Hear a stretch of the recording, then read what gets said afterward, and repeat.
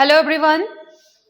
आज 11th class का paper हुआ तो मैक्सिमम जो क्वेश्चंस हैं इसमें जो जितने भी एमसीक्यूज हैं ये सारे आपको मतलब आर्टिकल्स पूछे गए हैं, शेड्यूल्स पूछे गए हैं, पार्ट्स पूछे गए हैं।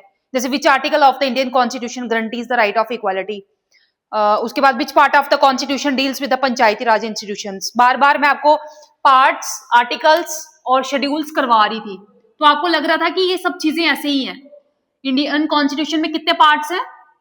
25। स्टार्टिंग में कितने थे? 22, जिसमें से 3 पार्ट्स कैसे हैं जो कि वर्किंग नहीं है।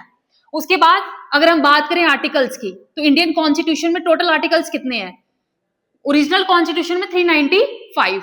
अगर न्यूमेरिकल वैल्यू में बात की जाए तो 395 आर्टिकल्स है। लेकिन अगर हम अल्फाबेटिकली जो अमेंडमेंट्स हुई हैं तो एट प्रेजेंट कितने हैं? 448। ठीक है। उसके बाद अगर हम बात करते हैं शेड्यूल्स की तो शेड्यूल्स कितने हैं? टोटल शेड्यूल्स हैं 12। ठीक है। तो यही चीजें मैं बार बार जब आपको इंडियन कॉन्स्टिट्यूशन एट वर्क पढ़ा रही थी तो बार बार बोल रही थी कि आर्टिकल्स पे ध्यान दो, शेड्यूल्स पे ध्यान दो। तो देखा कितने सारे क्वेश्चंस आए हुए हैं। India is described as secular in which part of the constitution. मतलब मैक्सिमम आपके 10 एमसीक्यू में से 8 एमसीक्यू जो है वो पार्ट्स, आर्टिकल्स और शेड्यूल्स में से ही पूछे गए हैं। तो चलो आज हम स्टार्ट करेंगे। अब आपका न्यू सेशन 2026-27 वाला स्टार्ट हो गया है।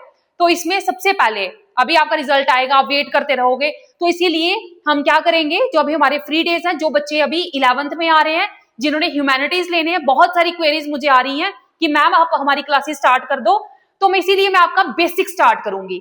अब जब आपने पॉलिटिकल साइंस लेनी है तो पॉलिटिकल साइंस में सबसे पहले आपको पता होना चाहिए पॉलिटिकल साइंस क्या है, इंडियन कॉन्स्टिट्यूशन के बारे में पता होना चाहिए।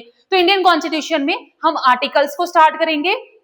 हर दिन मैं आपको एक एक आर्टिकल करवाऊंगी और प्रॉपर कंप्लीट 448 आर्टिकल्स को क्लियर करेंगे एक एक दिन में, और इतने इजी वे से, इतनी ट्रिकी वे से पढ़ेंगे कि वो चीज हमारे लिए इतनी इजी हो जाएगी और सोचोगे इंडियन कॉन्स्टिट्यूशन का कंप्लीट नॉलेज है ना। कोई भी हम बात करेंगे, कोई भी हमें आर्टिकल शेड्यूल पार्ट की बात करता है अगर, तो हम एकदम से बता देंगे हाँ ये चीज इस पार्ट में है, ये चीज इस आर्टिकल में है। तो सुनने में अच्छा लगता है ना। तो बहुत इजी वे में करवाऊंगी। तो ये जर्नी आज से हमारी स्टार्ट हो रही है और आई होप कि आप मेरे साथ कोऑपरेट करोगे। और जो बच्चे इंटरेस्टेड आगे जाके जिन्होंने लॉ वगैरह करना उनके लिए तो बहुत हेल्पफुल रहेगा। तो चलो स्टार्ट करते हैं। तो टोटल आर्टिकल्स कितने हैं? 395 आर्टिकल्स। जो मैंने बोला न्यूमेरिकल वैल्यू, जब अमेंडमेंट होती है तो इसमें अल्फाबेटिकली कुछ नंबर्स जोड़ दिए जाते हैं। तो आर्टिकल फर्स्ट को आज हम पढ़ेंगे। तो सबसे पहले पार्ट फर्स्ट देखो, प्रॉपर जैसे हमारी एक बुक होती है ना, प्रॉपर जैसे आपकी बुक है, कोई भी बुक है तो उसमें ऐसे नहीं है कि आगे पीछे कुछ भी दे दिया गया है। प्रॉपर उसको अरेंज करके लिखा गया है कि कौन सा चैप्टर है, चैप्टर में कौन सी एक्सरसाइज है, हर चीज का एक नंबर है, प्रॉपर अरेंज वे में लिखा गया। वैसे इंडियन कॉन्स्टिट्यूशन में ऐसे नहीं लिखा गया। प्रॉपर क्या है, उसमें पार्ट्स हैं। जैसे आपके क्या है चैप्टर, चैप्टर में यूनिट्स, सब यूनिट्स आते हैं, वैसे ही क्या है पार्ट्स हैं। टोटल पार्ट्स कितने हैं? 25। और जब हमारा कॉन्स्टिट्यूशन बन गया था तो उसमें थे 22 पार्ट्स। कितने पार्ट्स थे? 22 पार्ट्स। तो अब हम स्टार्ट क्या करेंगे? पार्ट फर्स्ट को। ठीक है, पार्ट फर्स्ट को। पार्ट फर्स्ट में अब जैसे यूनिट, एक चैप्टर होता है, यूनिट है, तो यूनिट के अंदर सब यूनिट्स आते हैं। ठीक है, तो वैसे ही पार्ट फर्स्ट में अगर हम आर्टिकल्स की बात करें तो 1 to 4। ठीक है, कौन कौन से अनुच्छेद आते हैं? अनुच्छेद 1, 2, 3, 4 किसमें आते हैं? पार्ट फर्स्ट में। ठीक है, अब क्या होता है कि हम एक एक आर्टिकल को पढ़ेंगे और बड़े इजी वे में पढ़ेंगे। और ये नहीं है कि फटाफट से भागना है, हमारे पास बहुत सारा टाइम है, इसलिए मैं बोलती हूँ कि वन शॉट पे डिपेंड नहीं रहना। लास्ट में अगर एग्जाम से पहले एक वन शॉट लेके आप पेपर देने जा रहे हो तो वो आपके लिए बेनिफिशियल नहीं है। आपको अच्छे से उस चीज को पढ़ना है, उस चीज को जानना है, क्योंकि पॉलिटिकल साइंस एक सब्जेक्ट नहीं है, ये हमारे पूरा एक सोसाइटी को बताता है, पूरा एक कैसे गवर्निंग सिस्टम है, कैसे पूरा सिस्टम एक देश का चल रहा है, हमारा कॉन्स्टिट्यूशन, हमारे राइट्स, हर चीज के बारे में हमें पॉलिटिकल साइंस पढ़ के एक नॉलेज मिलता है। तो इसीलिए एक एक आर्टिकल पढ़ेंगे और बिल्कुल एनालाइज करके पढ़ेंगे और बिल्कुल ट्रिकी वे में पढ़ेंगे ताकि हमें वो चीज याद रहे। तो जैसे पार्ट फर्स्ट, फॉर एग्जाम्पल जैसे आप मेरे घर में आते हो, ठीक है, तो कहाँ आ रहे हो? मेरे घर में आ रहे हो, कि मैम का घर कहाँ पे है, उस जगह का नाम आपको पता होगा, है ना, फिर आप मेरे घर आओगे, फिर मेरे घर को देखोगे। लाइक दैट जो इंडियन कॉन्स्टिट्यूशन का फर्स्ट पार्ट है उसमें इंडिया की टेरिटरी की बात की गई है। किसकी बात की गई है? टेरिटरी की। टेरिटरी मतलब एरिया, एरिया कि कहां पे इंडिया क्या है, वो कितना एरिया है, कितनी स्टेट्स है उसमें, कितनी यूटीज है उसमें। ठीक है, जैसे आप मेरे घर में आए, मेरे घर का एरिया का नाम पता होना चाहिए और मेरे घर में आप मेरा घर देखोगे, तो उसी तरह क्या है, पार्ट फर्स्ट में भी इंडिया और इंडिया के एरिया की बात की गई है। ठीक है, तो आज हम आर्टिकल 1 करेंगे। तो आर्टिकल 1, आर्टिकल फर्स्ट याद रखना, इंडियन कॉन्स्टिट्यूशन का आर्टिकल फर्स्ट में ऐसा क्या लिखा हुआ है? तो आर्टिकल फर्स्ट में क्या लिखा है? इंडिया। अब आपने पीछे भी देखा होगा कि थोड़ा सा वाद विवाद चल रहा था, थोड़ी इस पे चर्चा चल रही थी कि इंडिया बोले या भारत बोले, और शायद इस टाइम पे जो गवर्नमेंट चल रही है बीजेपी ने क्या बोला कि भारत को ज्यादा प्रेफरेंस, क्योंकि हम हिंदी को ज्यादा प्रेफरेंस दे रहे थे कि हिंदी में भारत होना चाहिए, इंडिया नहीं होना चाहिए। ठीक है, इस चीज पे बड़ा ज्यादा अपने अपने व्यूज थे सभी के। तो वैसे ही जो आर्टिकल 1 है उसमें ये लिखा हुआ है, ठीक है, इंडिया दैट इज भारत। अब आप इंडिया बोलो चाहे भारत बोलो, एक ही बात है। ठीक है, वो डिपेंड आप पे करते हैं कि India that is Bharat shall be A union, क्या है? Shall be A union, union of states, shall be a union of states. ठीक है, अब ये यूनियन, इंडिया क्या है? यूनियन है। अब यहीं से आपको पता चलेगा कि जैसे आपने एक फेडरल वर्ड पढ़ा होगा, फेडरल, ठीक है, एक और वर्ड होता है कन्फेडरल। क्या होता है? कन्फेडरल। और एक और वर्ड होता है यूनियन।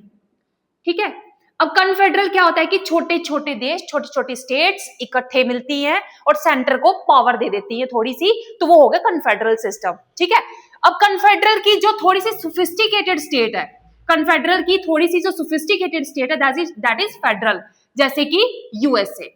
ठीक है, जैसे कि यूएसए। इसमें क्या होता है कि स्टेट्स खुद आती हैं, खुद इकट्ठी हो रही हैं और क्या कर रही हैं? एक देश बना रही है, मतलब कि स्टेट्स इकट्ठे होके एक बड़ा देश बना रही है, दैट इज फेडरल। और यूनियन, यूनियन मतलब कि सभी स्टेट्स को इकट्ठे करके एक बड़ा एक टेरिटरी, एक बड़ा देश बनाना, एक बड़ी कंट्री बनाना, और उसमें सबसे ज्यादा पावरफुल कौन होता है? सेंटर। ठीक है, मतलब सब जुड़े हुए होते हैं। अब इसमें फर्क क्या है कि कन्फेडरल में कोई कभी भी चाहे वो अलग हो सकता है, लेकिन फेडरल में अलग हो सकते हैं, लेकिन थोड़ा सा इसमें क्या होता है कि खुद वो लोग इकट्ठे हुए हैं, थोड़ा सा एक प्रोसेस को फॉलो करके वो अलग हो सकते हैं, लेकिन यूनियन में कोई भी अलग नहीं हो सकता। फॉर एग्जांपल आपने देखा कि जम्मू कश्मीर, कश्मीर के मसले, कश्मीर इश्यू को लेकर लोगों ने इतनी ज्यादा कोशिश की कि कश्मीर को अलग कर देना है, जम्मू कश्मीर को अलग कर देना, लेकिन हुआ नहीं, हुआ ना। तो इसलिए यूनियन में क्या होता है कि जितना मर्जी एड़ी चोटी का जोर लगा दो, कभी भी वो स्टेट अलग नहीं होती। ठीक है, क्लियर? अब देखो, ठीक है, इसका जो फर्स्ट पार्ट क्या बोल रहा है? India that is Bharat shall be A union of states. India जो है वो वहां पे फेडरल सिस्टम नहीं है, यहाँ पे इंडिया क्या है? एक यूनियन है। हाँ, इसका जो हमने थोड़ा सा आपने 10th क्लास में भी पढ़ा था, अब इसमें प्रॉपर एक चैप्टर भी आएगा आपका फेडरलिज्म। ठीक है, देखो कुछ भी चीज अलग अलग नहीं होती, सभी को बस हमने जोड़ के पढ़ना है। एरिया ऑफ इंटीग्रेशन जिसको बोलते हैं, इंटीग्रेट करके पढ़ोगे तो समझ भी आएगा, वन शॉट में समझ में नहीं आएगा, लेकिन अगर उसको हम आराम से एनालाइज करके पढ़ेंगे, समझ के पढ़ेंगे, तो वो चीज हमें अच्छे से समझ आ जाएगी। क्लियर? तो इंडिया जो है वो फेडरल सिस्टम इंडिया में नहीं है, इंडिया यूनियन है। अब इंडिया में क्या है कि सेंटर ज्यादा पावरफुल है, सब जुड़े हुए रहते हैं, कोई भी अलग नहीं हो सकता। लेकिन अब इस यहाँ पे क्या है? डेमोक्रेसी। इंडिया में क्या है? डेमोक्रेसी। तो डेमोक्रेसी में क्या होता है? किसको प्रेफरेंस दी जाती है? इंडिया में डेमोक्रेसी है, यहाँ पे प्रेफरेंस दी जाती है कि सभी को freedom of speech and expression, सभी की सुननी है।